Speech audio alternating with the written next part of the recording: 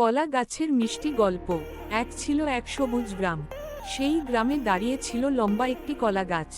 গাছের কোলে ঝুলছিল একগুচ্ছ টুকটুকি সবুজ কলা। একদিন ছোট্ট পাখি এসে বলল, হে কলা গাছ, তোমার কোলে এত সুন্দর বাচ্চা কলা কেন? কলা গাছ হেসে উত্তর দিল, ওরা আমার সন্তান, একদিন বড় হয়ে মিষ্টি হলুদ রঙের কলা হবে। তখন গ্রামের বাচ্চারা ওদের খেয়ে খুশি আর শক্তিশালী হবে। সবচেয়ে ছোট্ট একটা কলা অবাক হয়ে বলল, আমরা কি সত্যি এত মিষ্টি হব? গাছটা গম্ভীর হয়ে বলল, হ্যাঁ রে, তোমাদের ভেতরে আছে শক্তি, ভিটামিন আর প্রচুর ভালো জাদু। যে বাচ্চা তোমাদের খাবে সে দৌড়াতে পারবে দ্রুত, পড়াশোনায় মন বসবে, আর খেলাধুলায় কখনো ক্লান্ত হবে না। এ কথা শুনে কলাগুলো খুশিতে নাচতে লাগলো। তারা ভাবল, আমরা শুধু ফল নই, আমরা বাচ্চাদের বন্ধু। কয়েকদিন পর কলাগুলো সোনালি হলুদ হয়ে গেল। তখন গ্রামের বাচ্চারা দৌড়ে এলো।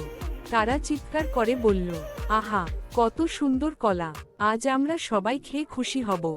বাচ্চারা কলা খেল মিষ্টি স্বাদে হাসলো আর বলল, ধন্যবাদ কলা গাছ, তুমি আমাদের সুস্থ ও শক্তিশালী করলে।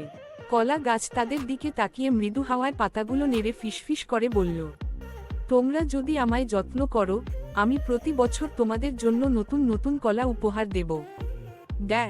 উজ্জ্বল তারা শিক্ষণীয় কথা। কলা শুধু মজাদার নয়, শরীরের জন্যও উপকারী। গাছপালা আমাদের বন্ধু, তাই তাদের যত্ন করতে হবে। প্রকৃতির দানকে ভালোবাসলে প্রকৃতি আমাদের আনন্দ দেয়।